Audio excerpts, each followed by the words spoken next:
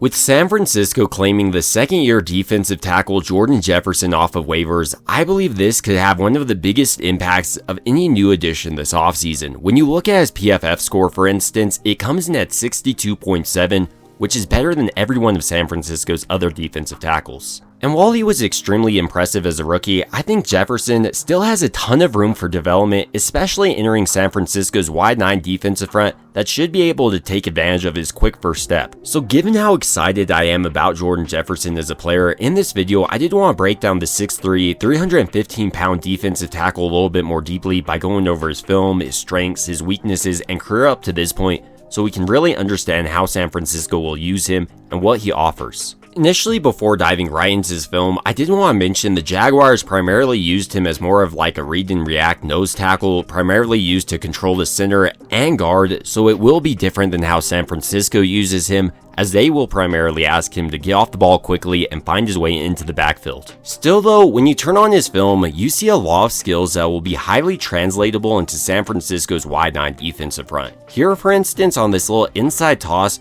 rather than using his first step to penetrate into the backfield, for instance, he's using it to engage with his guard. And because he is such a strong player, I mean, he put up the bench press 34 times at the combine last year, which was the best of any defensive tackle. He's able to control the guard, shed his block, and then make the tackle for loss on this play. Jefferson also offers ideal lateral quickness and agility for San Francisco's defensive front, making him an ideal candidate to send on stunts or slant across the defensive line. To really illustrate this point, here going against the Dolphins, Jefferson once again shows off his excellent first step, is the first defensive lineman in the backfield, engages with the center, and because he is reading where this back is going, Jefferson is able to use his lateral quickness to get across the offensive line and then disengages with this offensive lineman once he does meet this back, and I love how strong he is on these plays. In a similar way here, with Jefferson lined up on the opposite side of this play, he's able to slant across offensive line and once again get in on this tackle.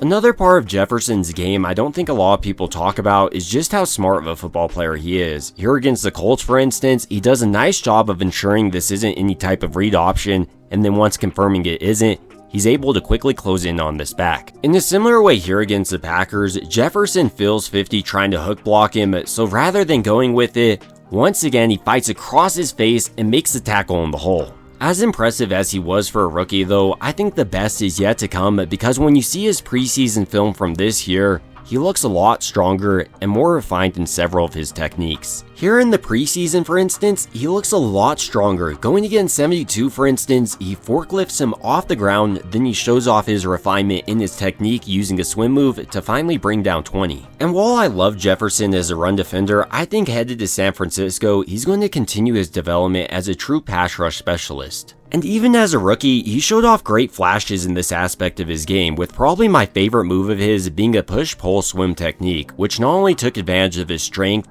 but athleticism. To really show off this move, here going against 77, you can see how quickly Jefferson is able to push him, and then fully extending his arms, he pulls him back quickly and then comes over the top with the swim move, which is often too much for less athletic guards. I also liked how Jefferson did a nice job of showing off refinement in his hand fighting last year compared to his college tape. Here going against 62, for instance, he does a nice job of disrupting his initial punch with the hand swipe. And then I love how he transitions into double underhooks and using a push-pull technique, transitioning into a rip move though this time, he's able to once again find his way into the backfield, throwing the offensive lineman to the floor and forces the errant throw on this play. And like his running game, Jefferson is an extremely smart player, so when he's not able to actually get to the quarterback, he does a great job of throwing up his hands at the last second and even sometimes forces interceptions. And as I was alluding to earlier, because Jefferson is such an athletic defensive tackle, especially for a player of his size, you can go ahead and send him on stunts like they do here. I also loved how Jefferson never gave up on a play, regardless if he was double teamed. Here going against the Eagles, he's double teamed by 69 and 51, but he's the player that gets the sack on Hurts. With all these positives to Jordan Jefferson's game though, there are some clear weaknesses, with probably the most notable in my opinion just being his lackluster pass rush. Specifically, he doesn't doesn't have the most moves, and I would like to see him not be overly reliant on his push-pull technique, even though it is great at the NFL level. He also needs to continue his refinement hand-fighting offensive lineman, but with that being said, he is only 23, and now he has a chance to learn from Chris Kasarik and Nick Bosa. And given Chris Kasarik's track record with other defensive linemen like Charles Omenihu or even Kerry Hyder, I would expect him to have a breakout year this year. But to truly understand the player that is Jordan Jefferson, I did want to go over his career up to this point.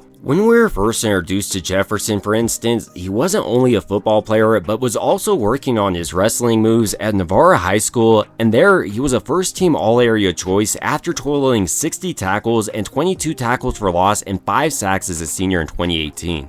And when you turn on his film, it's obvious he's a former wrestler. Like I was highlighting, he's just so dominant in his push-pull techniques. But back to his career now, after his senior season, he was ranked as a 3-star recruit according to 24/7 Sports, and he had offers from West Virginia, Louisiana, Florida Atlantic, and South Alabama, with him ultimately deciding to commit at West Virginia. And as a freshman in 2019, he played in 11 games with 1 start, had 5 tackles, and a tackle for loss. In 2020, he saw his role decrease as he played in only 6 games as a reserve and only had 1 tackle. But in 2021, he broke out in a major way, playing in all 13 games with 4 starts, had 17 tackles, and 4 tackles for loss. Jefferson continued his upward trajectory during his 2022 season, where he started in all 12 games at 31 tackles, 3 sacks, and led his team with 9.5 tackles for loss, and he also had 5 pass breakups that year. After this breakout year, Jefferson decided to enter the NCAA transfer portal and committed to LSU, and as a senior in 2023, he played in all 13 games with 6 starts, had 36 tackles, 7 tackles for loss, 2.5 sacks, a pass broken up, and a forced fumble. After this pretty productive college career, Jordan Jefferson then decided to enter the 2024 NFL Draft, and at the Combine, he came in at 6'3", weighing 313 pounds, and he was the strongest defensive tackle at the Combine, putting up the bench press 34 times. And with the Jacksonville Jaguars sitting there in round 4, seeing an extremely athletic and strong defensive tackle, they decided to draft Jordan Jefferson. And during his rookie season last year, he was pretty productive, earning a PFF grade, as I was mentioning, of 62.7, which was better than every one of San Francisco's other defensive tackles they had last year. And while Jefferson isn't a complete player and does have some aspects of his game he needs to continue to refine, especially in his hand fighting and pass rush, I think he's an excellent addition and should help out San Francisco's struggling run defense. But ultimately, these are just some of my thoughts on San Francisco being able to beat out the Bengals, claiming Jordan Jefferson, the extremely promising young defensive tackle. And now, I want to hear your thoughts down below. Do you think he'll continue to develop as a pass rush specialist? What do you think he'll offer San Francisco heading into this year? And do you think he'll outperform San Francisco's 2nd round pick in Alfred Collins? It would also mean a ton to me if you did enjoy this video, if you could go ahead and like and subscribe. It truly does help out the channel a ton, and I also really appreciate everyone watching recently. It truly means a ton to me. And as always, I hope you guys have a great rest of your day.